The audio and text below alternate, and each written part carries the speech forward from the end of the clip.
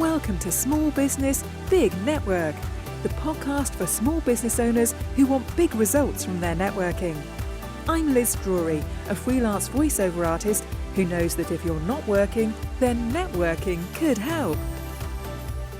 Bjorn Bojen is the MD of Orisel, a digital marketing agency.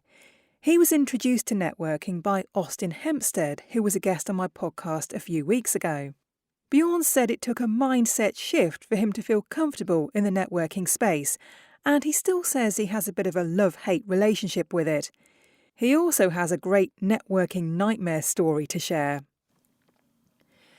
Thank you very much for joining me on the podcast, Bjorn. Thank you very much for having me, Liz. Now, you're the managing director of a digital marketing agency, and digital marketing covers a whole host of things. So tell me about the kind of work you get involved with and what makes your company unique. Well, we started off as basically a web design agency.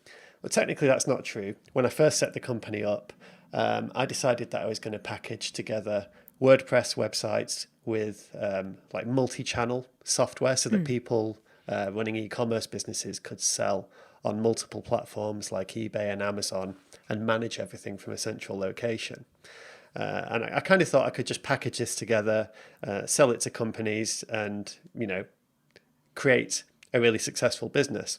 The problem was when I went to market with it, people in the area weren't really ready for it. I thought I'd just be able to call some businesses up and say, hey, I've got this great solution, and that, people would be flocking to buy it. And that wasn't the reality. So what happened was I ended up implementing this system for a lot of businesses and, getting my hands dirty and doing all of the work for them. And then from there, we kind of grew and became more of a normal web design agency that was focused on helping people get business results. And, as in business, you come across problems all the time. And one of the biggest problems I came across was that you could make a business the greatest website in the world, or the most effective website in the world, and it wouldn't actually have any benefit to them unless they actually had a really robust marketing plan in place.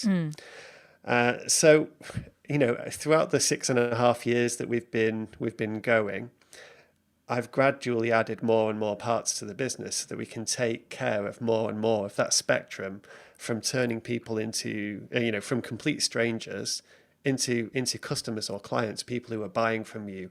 And that's across both e-commerce, selling products, or selling services, which in a way can be a lot more complicated, getting those kind of things happening online.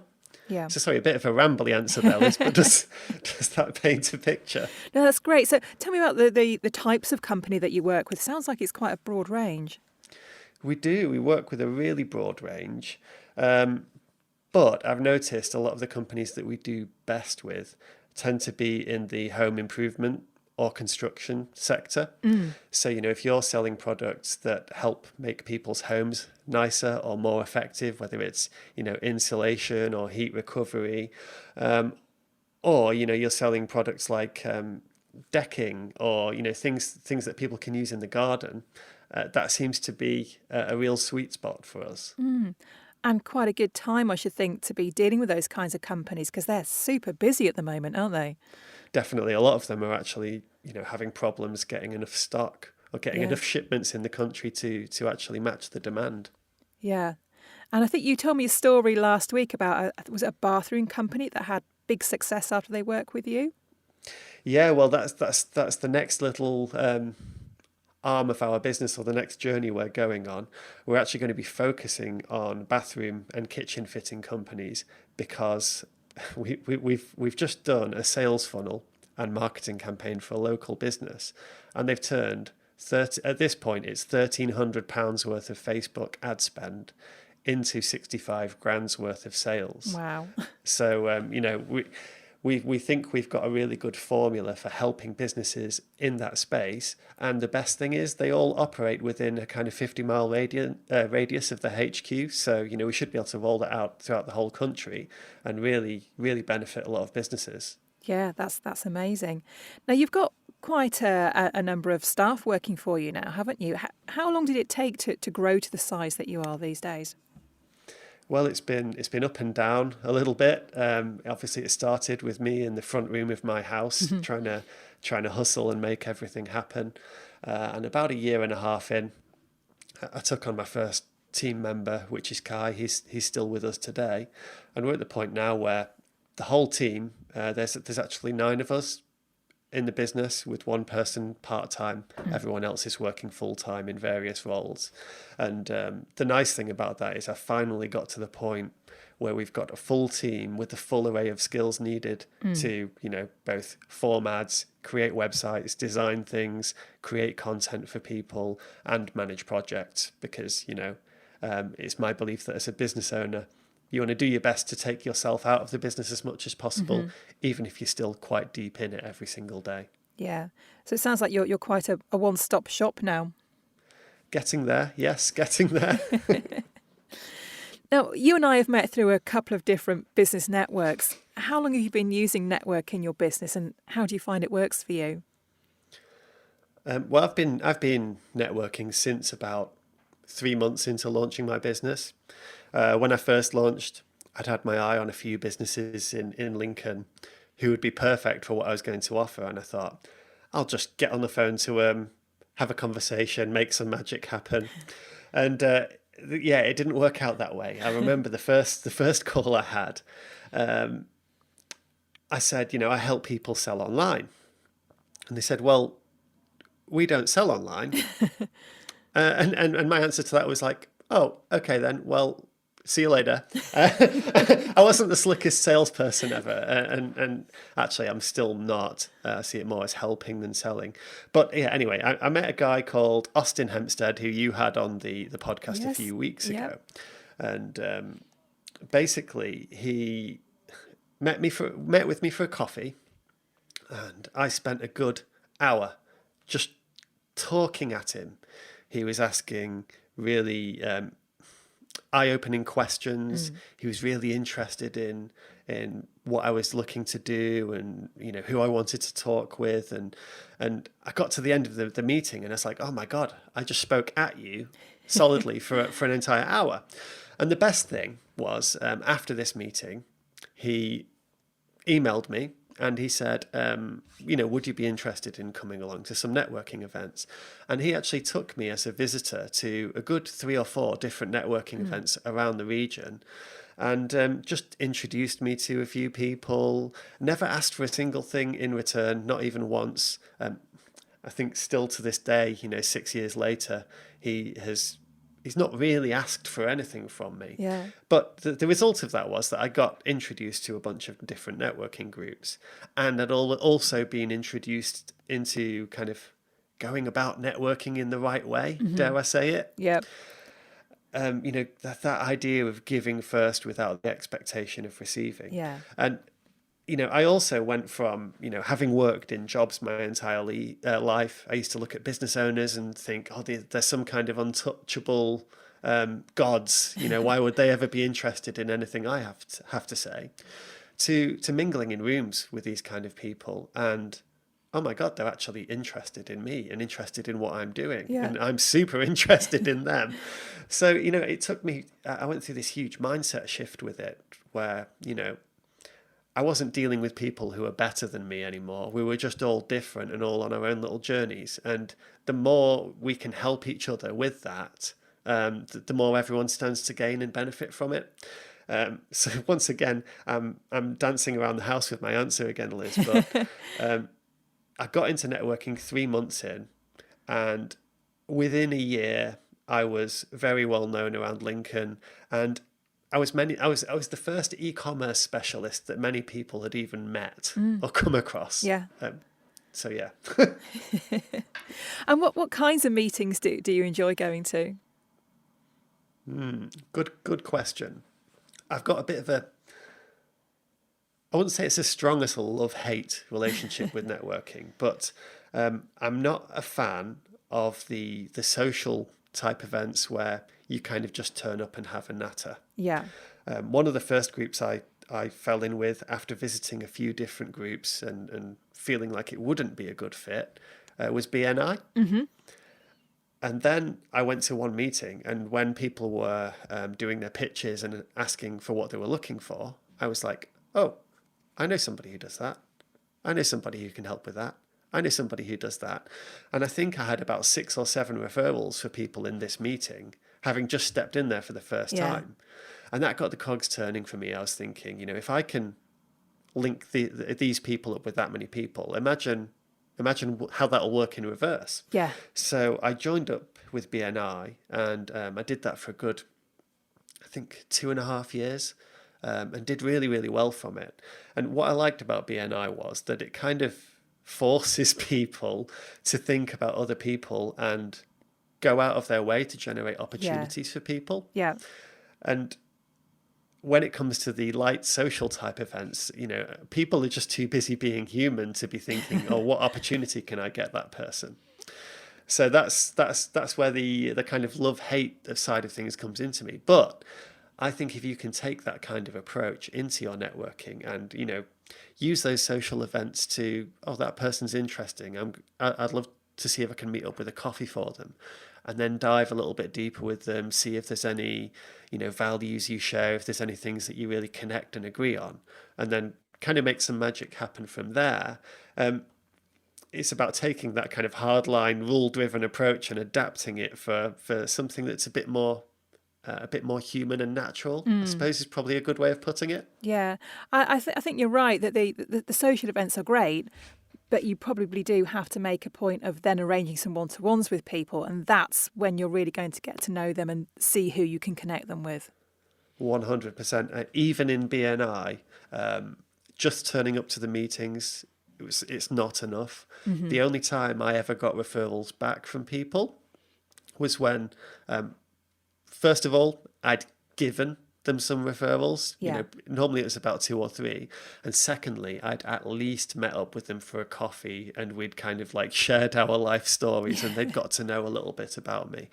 I believe that without that kind of slightly more intense one-to-one setting and understanding of people, you can't really take that plunge and say, I think this person, this is a good guy, or this is a great lady. They're going to really benefit your business. You can't do that unless you know them a little bit. Yeah. And, it's said a lot, but people buy from people, and you've got to get to know them first, haven't you? 100%. Absolutely. So do you also encourage your team to do any networking for your business? They dabble a little bit. They definitely reach out to people on LinkedIn and try and get some conversations started. They've been on a few throughout the pandemic, but it's not something that I drive them towards at the moment, mainly because I haven't had the time to understand what our strategic objective would be from it. Mm-hmm.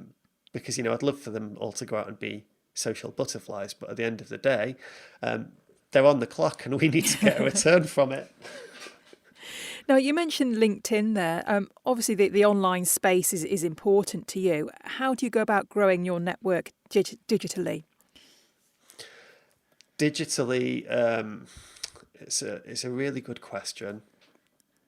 I obviously connect with a few people on a daily basis on LinkedIn and try and take a genuinely interested approach to the people I am connecting with. I try to leave comments on their posts. I try to write the occasional thought-inspiring things, though sometimes I wonder if the things I write are a little bit weird. And it's not the usual kind of LinkedIn posts that I put out there. But I suppose this is bordering on a shameless plug for what I do in our business. Went through a huge paradigm shift just before the beginning of the pandemic, in that networking was taking up a lot of time. We're a digital marketing agency. Really, we should be generating some business for ourselves from our digital marketing. Mm-hmm. So we put our own sales funnel together. We put our own advertising campaign together, kind of focusing on Facebook and finding people that way, giving value away first and booking consultations off the back of it.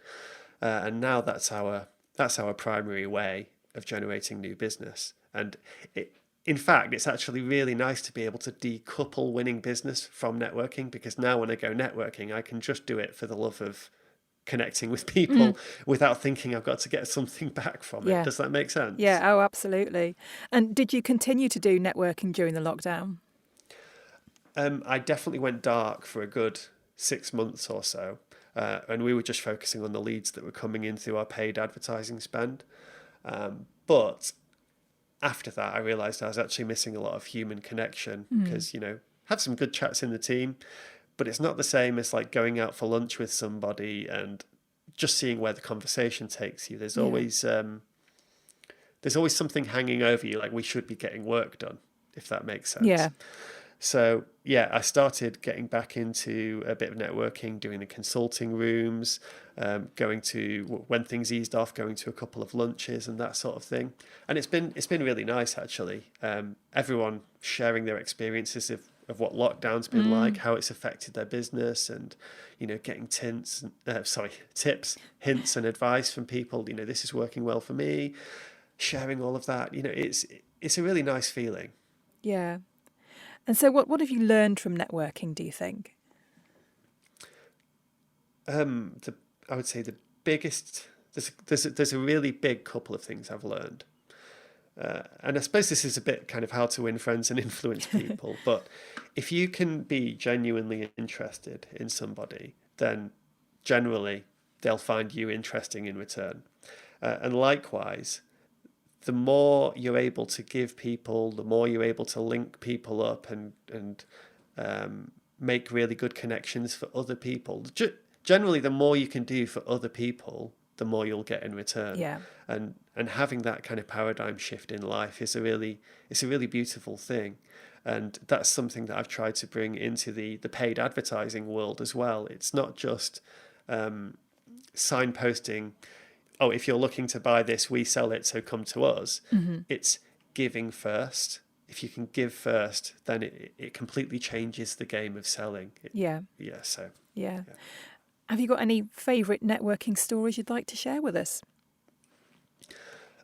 One that really sticks out is, I suppose, a story of networking gone completely wrong. And I was at a LinkedIn local, and I think it was the first one I'd been to. Just having a couple of decent chats with people. Suddenly I kind of feel a lingering presence, and there's a guy standing next to me with a clipboard.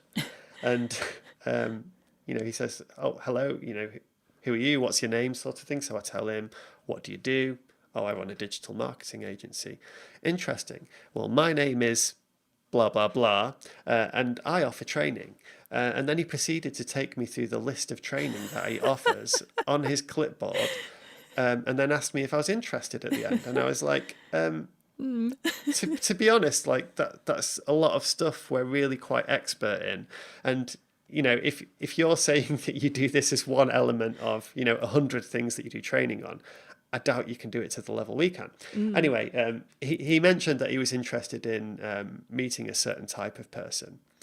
And lo and behold, I saw this type of person walk into the room. And I said, oh, you said you were interested in talking to this type of person. Let me introduce you to I can't remember who it was at the time. Anyway, he turned around, looked at him, and he just walked off. He just walked straight to him, clipboard in hand, and went headlong into a pitch to this guy. And I thought, this is the kind of story that I've read about, when people are making satire of what networking is. Yeah. But I'd never ever seen it until that point, and it was just amazing to behold. Well, I imagine he probably got very little from his networking experience. Yeah, I don't think he won any business from that room, unfortunately. Have you ever seen him again? Never seen him again, no. I think that proves the point then, doesn't it? Definitely. Bjorn, it's been lovely chatting with you. So just finally before you go, tell me how people can contact you if they're interested in finding out more. The best way to contact me personally is on LinkedIn. So if you search for my name, Bjorn Bojen, it'll be typed out underneath this. It's a bit of a mouthful, but there's not going to be too many other search results with that name. Or take a look at our website, which is orisel.co.uk, and you can see a little bit more about what we're all about, and maybe even pick up some value for you if you're looking to sell more in your business. Lovely. Thank you very much, and I look forward to seeing you at another networking event soon. Thanks for having me, Liz, and see you soon. Thanks for listening to Small Business, Big Network. If you found this podcast useful, please do rate, review and subscribe. And don't forget to share it with the rest of your network too.